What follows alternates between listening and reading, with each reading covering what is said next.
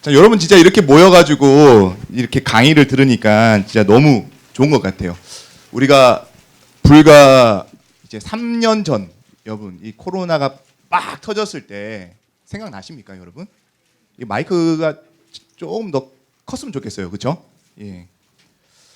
이게 꿈도 꿀 수 없었던 일을 지금은 저희가 모여가지고 강의도 듣고 예배도 드리고, 그때 완전히 교회가 전체적으로 이제 셧다운 됐을 때 각자 진짜 예배 못 드리다가 정말 오랜만에 교회 나왔을 때 다들 저는 이게 막 손수건 훔치시고 눈물 훔치시고 하는 거 아직도 막 기억이 나거든요. 그렇죠?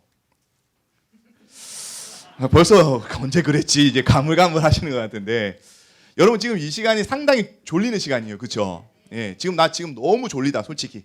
자, 손 들어보세요. 제가 이실 직고 하시면 정상 참작하겠습니다. 자, 아무도 손 안 들었어요. 이따가 지금 졸리시는 분들은 그러면은 예, 제가 이따가 예, 일어서세요라고 할 수도 있어요. 자, 야, 농담입니다. 자, 여러분 이렇게 코로나가 딱 터졌을 때 저희 교회가 정말 당황했어요. 사실 당황 안 한 사람들이 없었을 거예요. 세상도 같이 당황했어요.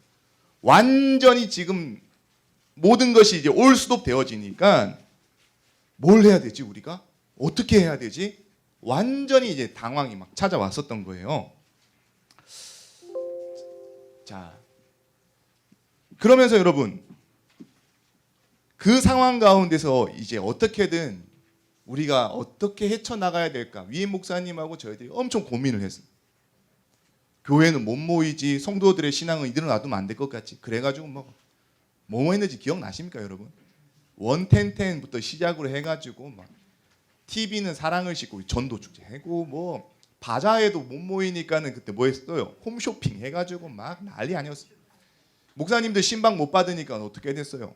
집에 찾아가가지고 집안에는 못 들어가가지고 바깥에서 이제 두드림 신방 해가지고 예? 이상한 갖다 붙여놓고 이제 기도하고, 이제 저도 이제 3교구 이전에 했었을 때는 찾아가가지고 못 만나니까 얼굴을 이제 못 빼고 하니까는 그 앞에 이 뭐라 그러죠 그거? 교패가 아니었어요 그때. 교패 같은 거 딱 붙여놓고, 그래도 내가 이 집을 위해서 기도하고 가잖아요. 근데 모르잖아요. 기도하는지 모르니까 기도하고 셀카를 찍어가지고 성도에 보내줬어요. 이게 저도 뭐 하고 있지 하면서도 그래도 나는 기도했는데 모르니까는 예, 난 이게 기도하고 갔다라는 걸 알려줘야 될 거 아니에요. 그래서 정말 그 가정을 위해서 기도해주고 이런 일들도 있었어요. 이제는 코로나가 어느 정도 좀 지나가고 있어요. 그래서 포스트 코로나 이후를 저희가 지금 고민하고 있는데, 여러분 코로나를 당하면서 있잖아요. 한국 교회에 민낯이 조금 드러나 버렸어요. 이 무슨 말인가 하면은, 바다 위 이제 배가 잔잔하게 이제 갈 때는 그 배의 실력을 잘 몰라요. 근데 거친 파도 앞에서 그 배가 얘가 진짜 실력이 있는 배구나, 이게 딱 드러난다는 거예요. 실력이 없는 배는 좌초되거나 물이 갑자기 막 침범해 오거나 휩쓸려 가거나 위기를 만날 때에 그 실력이 나타나요. 그런데 여러분 한국 교회가 물론 여기까지 오는 동안에 많은 문제들이 있었죠. 그런데 이번 코로나 파도가 빡 덮치면서 아쉬웠던 것은 이 실력이 드러나지 못했어요. 세상한테 말이에요. 민낯이 좀 부끄러운 얼굴이 좀 드러나 버렸어요. 처음에 여러분 2020년도 코로나가 탁 터졌을 때 사실 대구에서 신천지 거기서부터 터졌거든요. 그랬을 때 하나님이 이단을 이제 완전히 이제 잡아 박살 내는구나. 우리가 막 그때 막 축포를 터뜨렸어요. 할렐루야! 이제 이단 실체가 드러났다. 그랬는데 얼마 안 있어가지고 그 화살이 어디로 온 줄 아세요? 다 교회한테 그냥 다 왔어요. 완전 한국 교회는 신천지급이다. 완전 우리가 완전 매도당해 버렸거든요. 그 왜 이렇게 한국 교회가 신천지급으로 지금 매도당해 버렸을까? 몇 가지 위기가 있었어요. 첫 번째가 뭔가 하면은,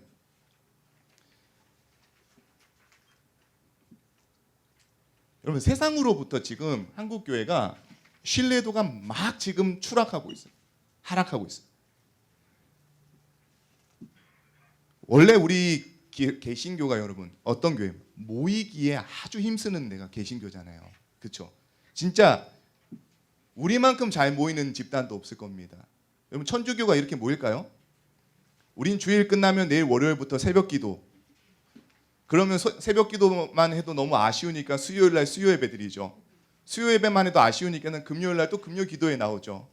또 특세 한다고 특세하죠. 부흥회 한다고 부흥회 하죠. 또 목장 모임 한다고 또 목장 또 모임도 하죠. 여러분 우리처럼 이렇게 잘 모이는 데가 없어요. 가톨릭 잘 안 모여요.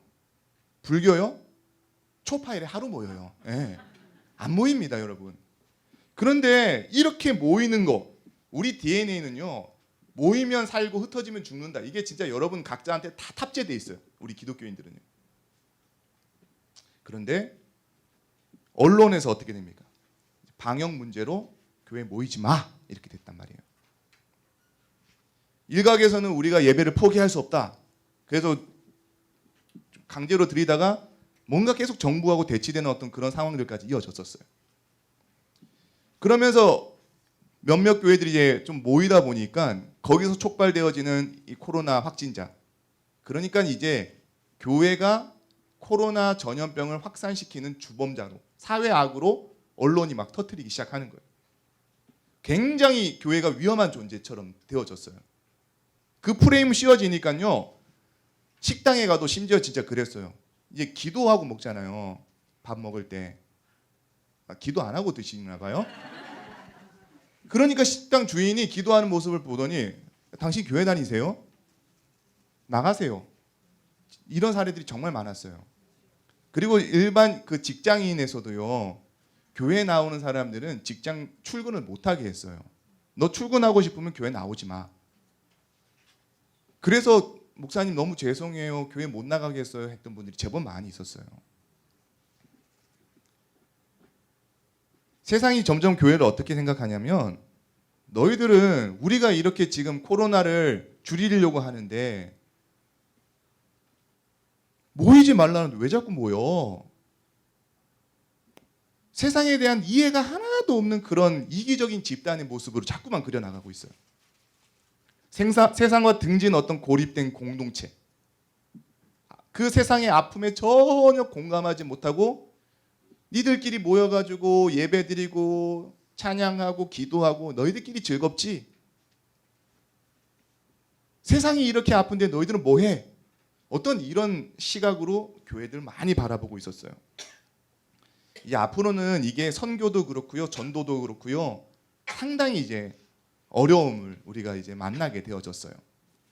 뿐만 아니라 여러분 지금 우리 교회가 예전에 코로나 전에는 그래도 6,000명 이상, 7,000명 가까이 모였단 말이에요. 지금은 저희가 거의 4,000명 정도 나와요. 도대체 이 2,000명 어디 가십니까? 예? 어디 갔을까요? 아유, 그러니까요. 이 잃어버린 2,000명 좀처럼 나오라고 해도 오지를 않아요. 공동체성이 많이 약화됐어요. 어떤 이런 코로나가 우리에게 주신이 아니라 우리에게 줘버린 문제인데 그럼에도 여러분 이 코로나가 우리에게 준 긍정적인 영향들이 또 하나가 있어요. 그게 뭘까요?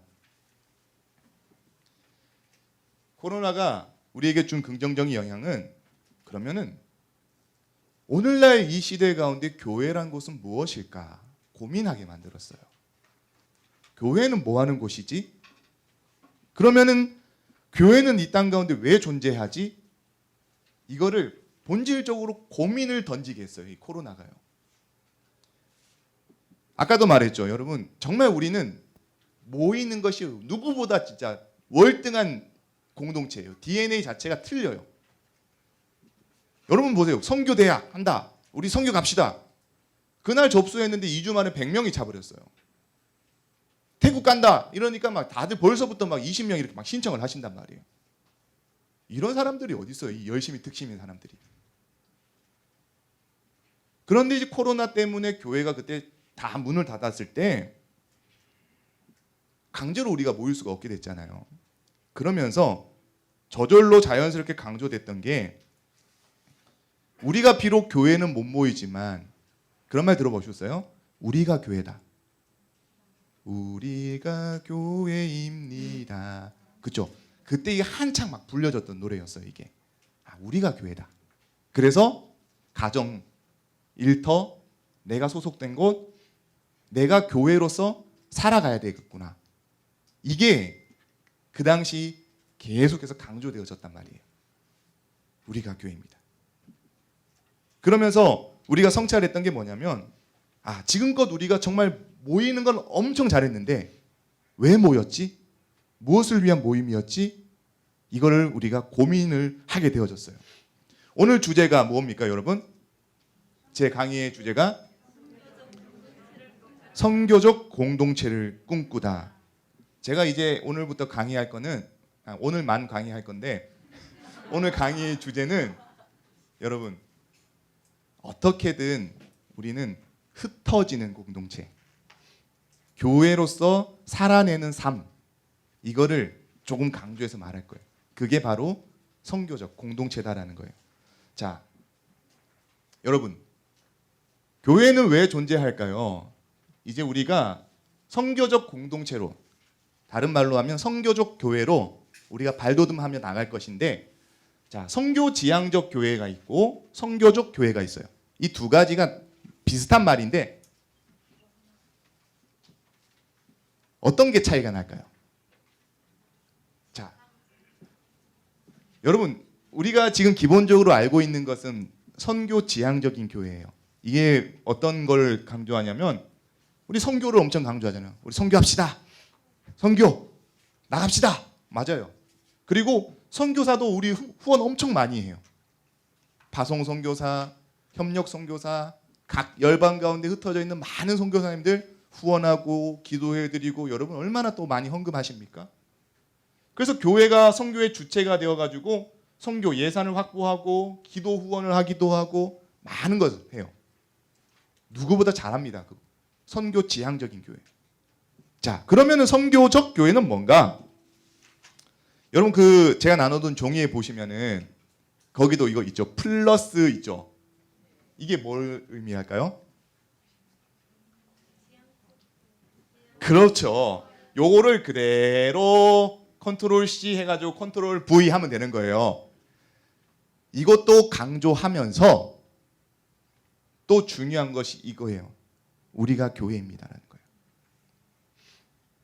온 성도가 누구로? 선교사. 따라해 봅시다. 내가 선교사입니다. 내가 선교사로서 여러분 삶의 자리에 들어가라는 거예요. 그래서 선교적인 삶을 살도록 훈련하고 돕고 온 성도를 세상으로 파송하는 교회. 이게 선교 공동체, 선교적 교회다라는 사실이에요. 이해했습니까? 예. 한번 따라해 봅시다. 나도 세상으로 보냄받은 선교사입니다. 자, 지금 벌써 이제 2명 조시는 분 생겼어요. 자, 이제 위기가 왔습니다. 자, 옆 사람에게 한번 다시 이렇게 축복해 주십시다. 당신도 선교사입니다. 네. 자, 여러분, 이게 선교사. 우리가 선교사라는 거예요. 우리가. 그럼 여러분, 우리가 주일날 모이는 목적도 뭘까요? 응? 모임의 목적? 선교사로서 흩어지기 위해 모이는 거예요. 우리가 세상 가운데 보내지기 위해 우린 주일에 모이는 거예요. 모이는 목적 자체가 그냥 모이는 것이 아니라 우리는 세상으로 흩어지기 위해 모여진 존재. 이게 우리들이라는 거예요. 여러분 이런 비유 들어보셨어요? 자, 주유소하고 주차장.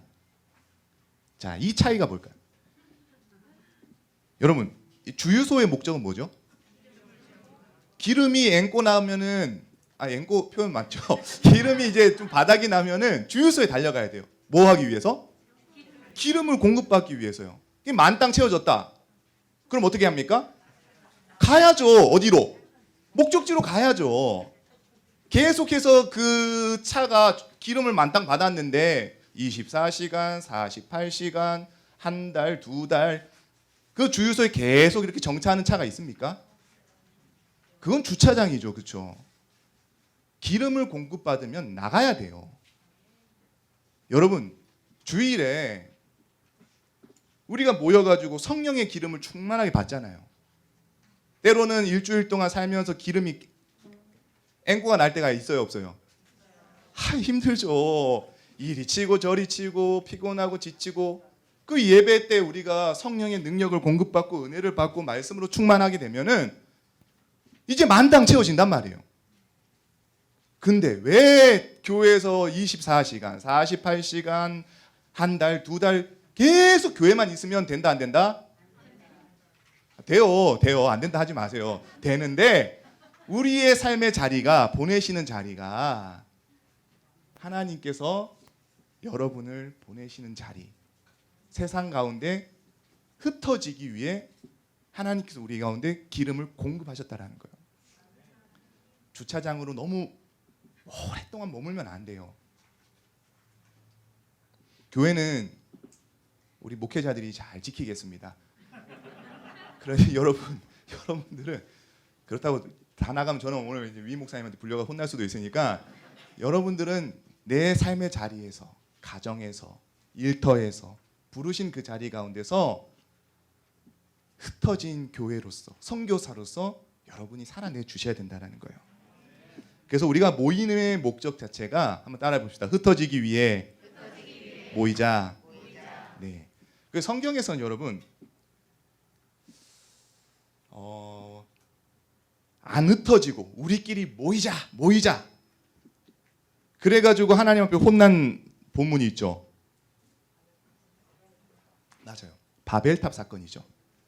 창세기 11장에 보면은 그 높은 바벨탑을 지으면서 우리의 이름을 내고 온 지면에 흩어짐을 면하자 이랬어요. 여러분 아무리 좋은 음식도 어때요? 계속해서 몸에 쌓이고 모여지면 어떻게 됩니까?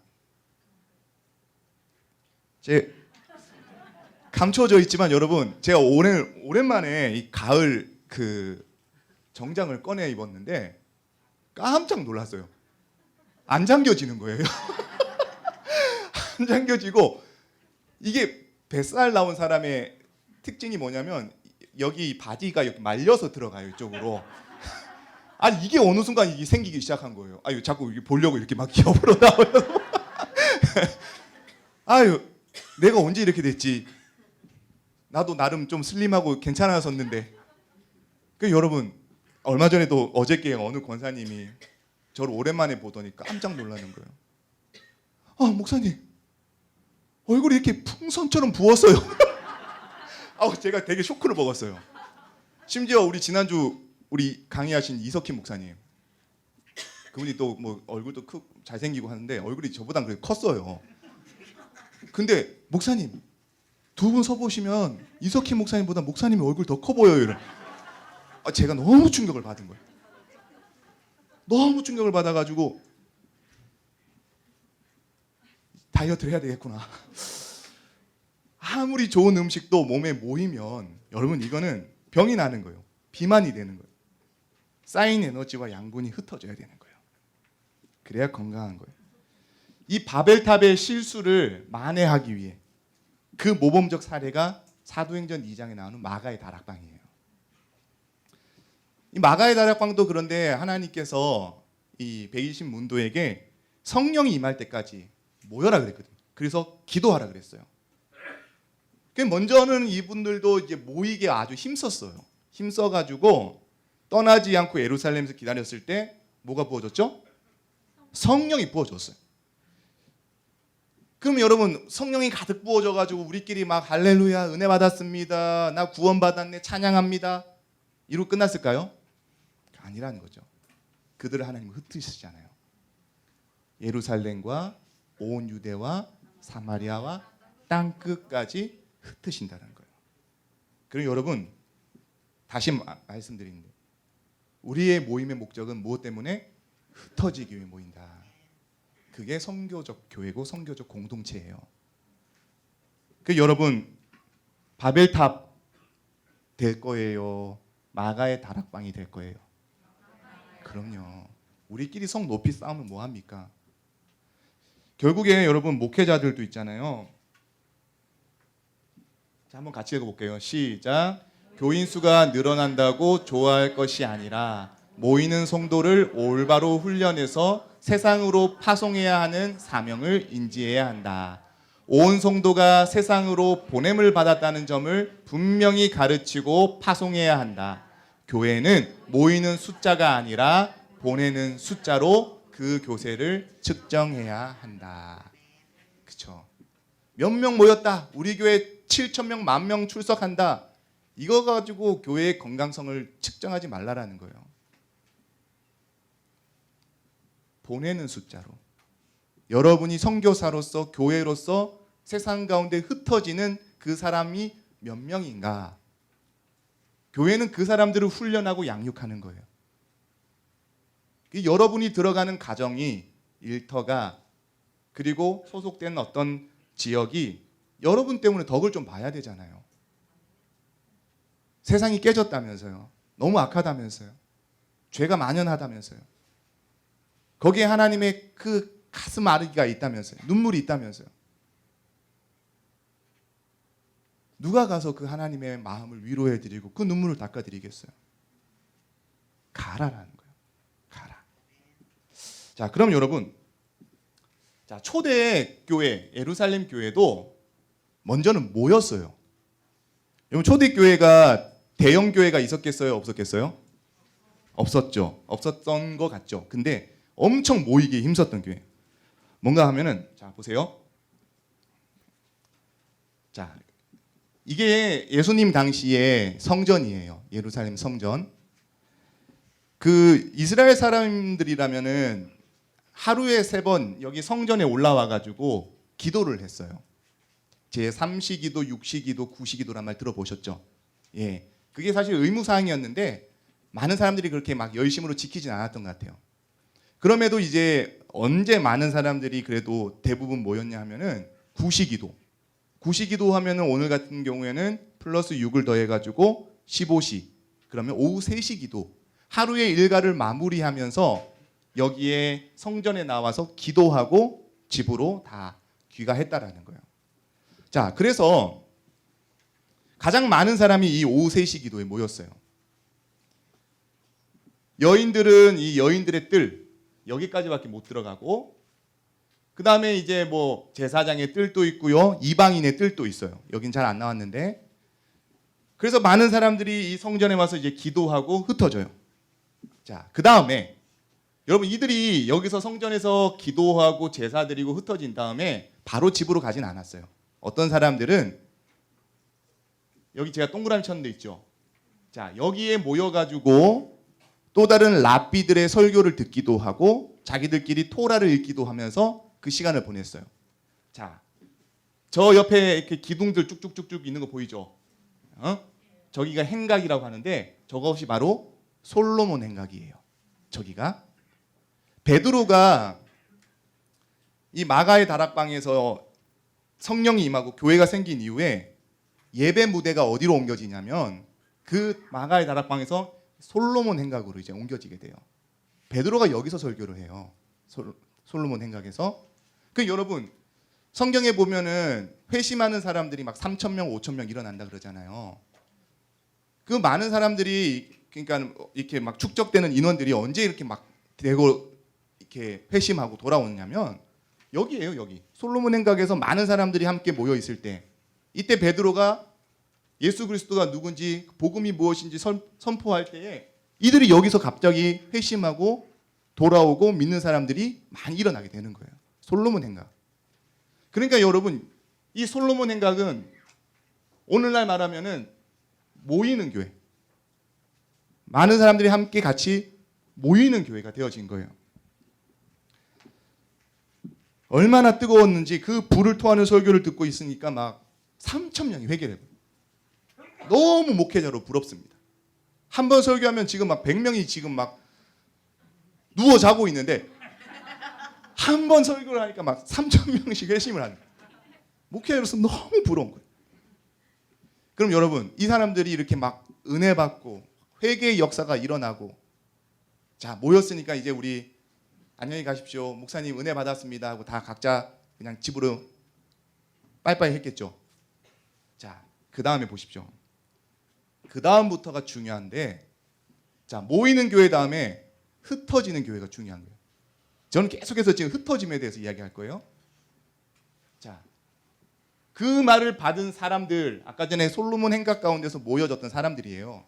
이 사람들이 세례도 받고 이날만 신도의 수가 3,000이나 더해진 거예요. 그 많은 사람들이 그날 같이 설교를 듣고 회심하는 사람들이 일어났어요. 자, 그 다음에 이들이 사도의 가르침을 받아가지고 헤어졌는데 뭘 했습니까? 교제도 하고 떡을 떼고 기도하고, 그리고 사도들의 말미암아 기적과 표적도 일어나고, 44절 어때요? 다 함께서 모든 물건을 서로 통용하고 재산과 소유를 팔아 사람의 필요를 또 나눠주고. 네. 먼저는 여러분, 이 모여지는 자리가 최소 단위가 가정이었어요. 조금 더 확대하면 친척들까지 같이 모였어요. 그 하루 일과를 마치고 3시 기도를 끝나고 갔잖아요. 이 배가 고프단 말이에요. 배가 고프니까는 빵하고 포도주를 가지고 먹었잖아요. 그게 뭐예요? 예, 성찬, 예찬식이 되는 거예요. 그리고 그때 같이 기도를 하는 거예요. 그리고 같이 오늘 우리 베드로 사도의 설교가 너무 탁월했어, 내게 이런 감동을 줬어, 말씀이 나눠지는 자리가 있잖아요. 가정 안에서 이런 예배가 살아나고 가정 안에서 하나님 나라가 세워지는 거예요. 여러분, 가정이 작은 교회로 회복되어지는 거, 가정이 하나님 나라로 회복되어지는 것이 1차적으로 여러분 흩어지는 교회, 예루살렘과 온 유대, 일단은 이 베드로가 소속되어 있는 그 지역이에요. 여러분이 1차적으로 여러분의 반경은 가정이어야 돼요. 그리고 여러분이 일터가 돼야 된다는 거예요. 거기서 여러분, 그 초대교회 사람들이 자기 자신 거라고 움켜잡고 막 그러지 않았어요. 이기적으로 살지 않았어요. 서로 물건을 통용하고 나눠주고 되게 이타적인 삶을 살았다는 거예요. 그러니까는 사람들이 감동을 받는 거예요. 저 집단은 뭐지? 왜 이렇게 세상 사람들하고 이렇게 차별이 있지? 거기에 감동을 받고 궁금해하고, 그러니까 사람들이 점점 늘어나는 거예요. 자, 여러분 보세요. 자, 2장 41절에 아까도 읽었죠. 몇 명이 늘어났다고요? 3,000. 자, 4장 4절은 몇 명이요? 남자의 수만 5,000이에요. 여자까지 포함하면 엄청 많은 숫자 되는 거예요. 자, 그 다음에 이제 5장 14절 갔더니 믿고 주께로 나오는 자가 더 많으니 했더니 더 이상 이제는 뭐 셀 수도 없는 거예요. 그러니까는 뭉뚱그리로 남녀의 큰 무리라. 6장 7절에는 제자의 수가 더 심히 많아지고 허다한 제사장의 무리도 이 도에 복종하냐. 계속해서 믿는 사람들의 숫자가 점점 늘어나는, 영향력이 퍼져나가고 있는 거예요. 1차적으로는 아까 전에 말씀드렸지만 흩어진 여러분요, 삶의 자리로 나가시는 여러분들이 삶의 모습들이 세상 사람들과는 좀 달라져야 돼요. 라이프 스타일이요. 그들이 그것을 보면서 감동을 받아야 돼요. 근데 그것만은 다가 아니에요. 자, 왜 이렇게 사람들이 숫자가 늘어났는가? 자, 한번 같이 읽어보겠습니다. 시작. 그들이 날마다 성전에 있든지 집에 있든지 예수는 그리스도라고. 예, 전도가 이때 일어났어요. 그러니까 여러분 한번 생각해 보세요. 지난번에 우리 이다니엘 목사님이 목사인데 이제 회사를 또 같이 다니시면서 일터를 지내 보신 분이잖아요. 본인이 그런 말을 하시더라고요. 되게 인기가 많았대요. 본인이 그 일터에서 인기가 되게 많았대요. 다른 거 한 게 없대요. 본인이 커피를 다 타줬다라는 거예요. 당시만 해도 여러분, 이 요즘엔 난리 나지만 세상 회사에서 그 간부라는 사람들이 그 비서들한테 어이 미쓰리 저 커피 하나 타와, 이거 너무나 쉽게 일어났던 일이잖아요. 그렇죠? 그러면서 이제 어떤 이런 기업의 문화 속에서, 갑질의 문화 속에서 이분은 본인이 커피를 타가지고 대접을 하는 거예요. 따뜻한 말로 격려해주고 힘들어하는 직원들이 있으면은 위로해주고 이랬더니 이 사람들이 그냥 마음이 확 열리는 거예요. 그럴 때 여러분 아유 교회 한번 같이 갈래? 하면 이들이 마음이 활짝 열려가지고 예수 그리스도의 그 복음을 이제 듣게 되어지는 거지. 여러분 찬날 만날 가가지고 갑질하고 윽박 지르고 혈기 부리고 막 이러다가 자 나랑 교회 갈 사람 누가 따라오냐 말이에요. 전도는요 여러분 이렇게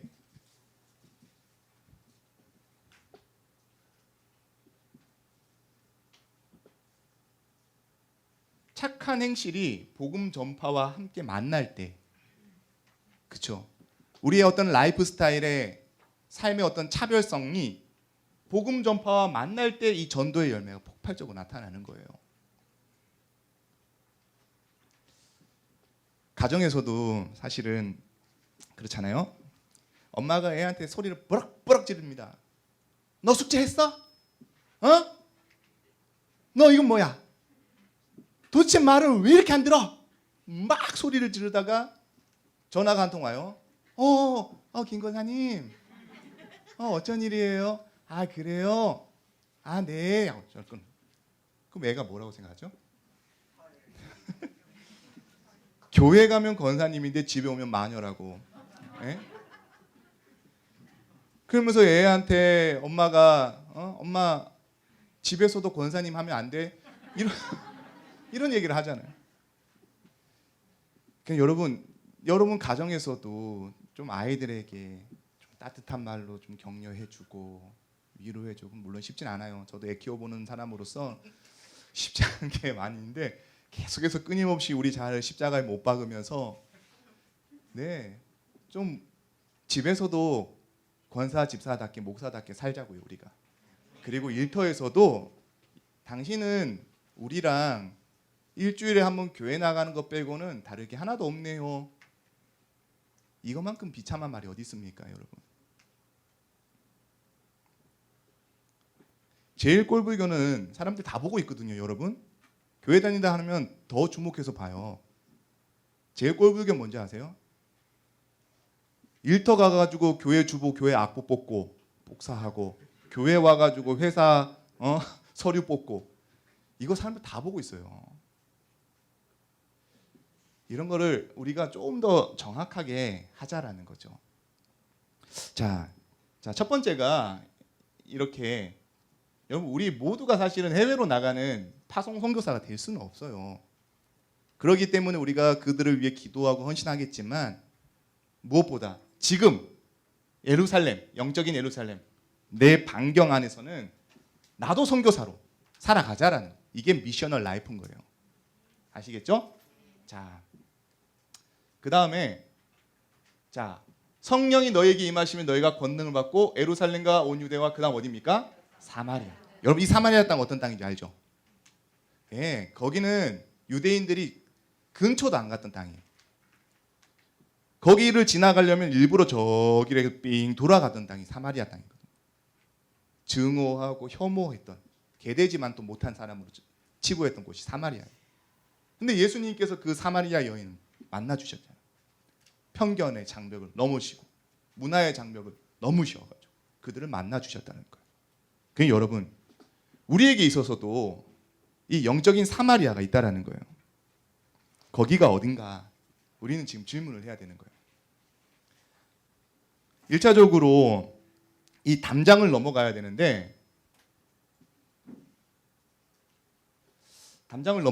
여러분 자 오늘 우리 여기서도 우리 이경희 우리 권사님 계시고 많은 분들이 지금 탈북해가지고 통일문으로 이 땅 가운데 살아가고 계세요. 이들의 삶이 여러분 결코 녹록지 않아요. 이 땅 가운데 살아가시는 게 편견의 벽을 넘어서야 되는 거예요. 너무나 두터운 이 장벽 가운데 둘러싸여 있어요. 일본과의 문제도 마찬가지입니다. 우리는 계속해서 우리 안에 어떤 앙금이 있어요. 그 옛날에는요 일본 선교사 나간다 하면은 교회가 후원도 안 했어요. 그만큼이나 우리 안에 이 편견을 뛰어넘지 못하게 했어요. 우리에게 있어서 여러분 이 사마리아 장애우들도 있을 수 있고 또 외국인 근로자들, 다문화 가정의 사람들, 난민들, 이 땅의 사회적인 약자들, 소외된 계층들을 정말 주님의 사랑으로 따뜻하게 돌봐줄, 이미 한국에 많이 와 있다니까요. 이분들이. 그 사람들을 우리가 너무나 좀 편견을 가지고 차별을 하는 것이 아니라 따뜻하게 환대해 주자라는 거죠. 예. 자, 그런 거고요. 그래서 여러분 특히 기업을 운영하시는 우리 사장님들 있다면 어쩔 수 없이 또 외국인 노동자들을 또 같이 이렇게 협력해서 하셔야 되는 분들이 있다면 사장님 나빠요 그런 말 좀 듣지 마세요. 진짜 그런 말 듣지 마세요. 우리 일터가 우리 사장님 때문에 나 너무 좋다. 세상으로부터는 정말 내가 힘들고 무시받고 차별받는데 일터에 오니까 내가 존중받구나. 이런 인식을 여러분이 들어가서 주셔야죠. 그렇죠? 자, 마지막입니다. 마지막은 아닙니다. 죄송해요. 소망을 드려가지고 죄송한데 마지막 아니에요. 한 10분 안에 끝낼 것 같아요. 자, 여러분 그 사마리아 땅에 들어간 사람이 누구죠? 빌립. 빌립이 누구죠? 사도입니까? 집사. 집사가 이 사마리아 땅에 들어갔어요, 여러분. 그럼 여러분 지금 온 유대와 사마리아 적어도 여러분 거기가 목사나 특별한 어떤 부르심을 받은 선교사만 들어갑니까? 집사님 들어가 주시라는 거예요, 여러분. 권사님 들어가 주시라는 거예요. 아셨죠?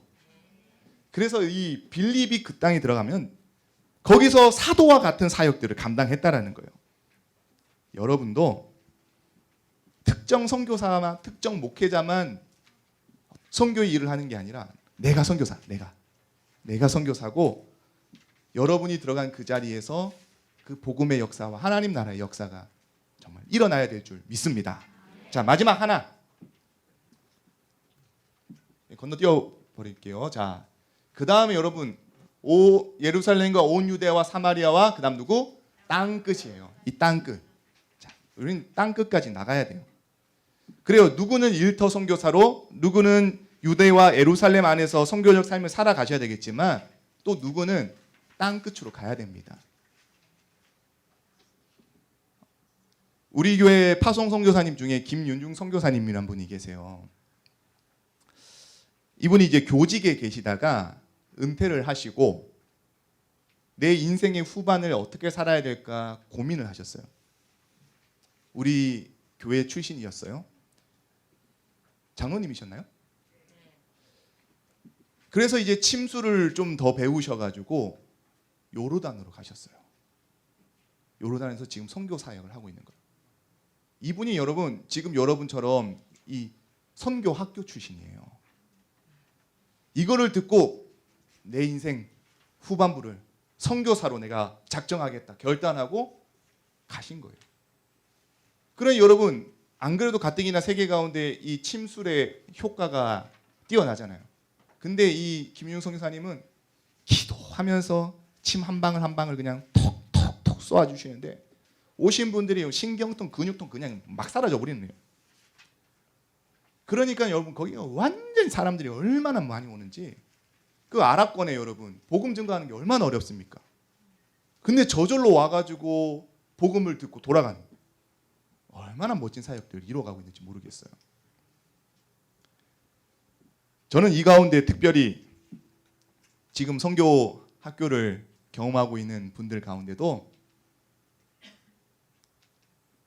꼭 한두 명은 꼭 나타나기를 주의 이름으로 축원드립니다. 내 인생의 후반부를 이왕이면은 정말 해외에서 우리 선교사님의 사역 가운데 내가 내 삶을 드리기를 원합니다라고 한번 결단하시는 그 과감한 도전들이 정말 여러분 안에도 좀 막 불일 듯 일어났으면 좋겠습니다. 그래가지고 여러분 가신다 하시면 우리 새선이 가만히 있지 않아요. 기도해 드릴 거예요. 예. 그리고 또 같이 또 많이 우리가 중보하고 도와드릴 거예요. 많은 선교사님들 우리 안에서 일어나시기를, 평신도 선교사들이 많이 일어나시기를 주의 이름으로 축원드립니다. 이번에 또 여러분 우리 태국 가잖아요. 태국 가가지고 내가 잘하는 거 없어도 괜찮아요.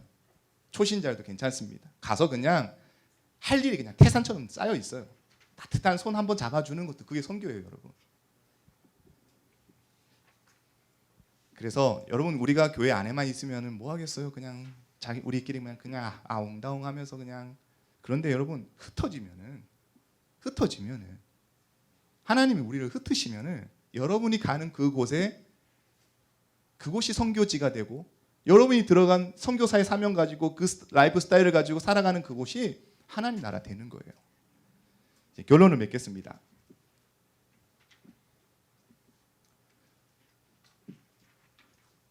자, 교회는요 몇 명의 선교사를 보냈는가도 중요하겠지만 교회 전체가 선교 공동체고 모든 그리스도인이 선교사라는 인식이 어떻다고요? 더 중요해요. 더 중요해요. 아시겠죠? 그래서 우리는 미셔널 라이프, 자 선교적 삶을 살아야 되고요. 선교적 마인드를 가지고 살아가셔야 된다라는 거예요. 자 예수님께서 우리 보고 가서 모든 민족을 제자 삼으라 했어요. 가서 흩어져서라는 거예요. 우리는 때로는 지금 누리고 있는 안전한 삶, 편안한 삶, 만족하는 삶을 때로는 내려놓으라 하나님께서 과감하게 도전하실 때가 있어요. 우리를 보내시는 그 자리는요 쉽지 않은 곳일 수 있어요. 그런데 흩어지는 하나님의 공동체로 보내시는 그 자리 가운데 우리를 통하여서 정말 하나님의 마음이 좀 시원케 되어졌으면 좋겠습니다. 내년에 우리 처음에 위임 목사님이 그 첫 강의 때 그런 얘기를 하셨어요. 그리고 이번 정책 강의 때도 강조하셔서 말씀하셨는데 내년에는 교구마다 우리가 연결되어져 있는 파송 선교사님들이 있어요. 그 선교지를 선교팀을 꾸려서 그 땅을 밟을 거예요. 예. 필리핀이든 일본이든 저희 사교구는 잠비아예요.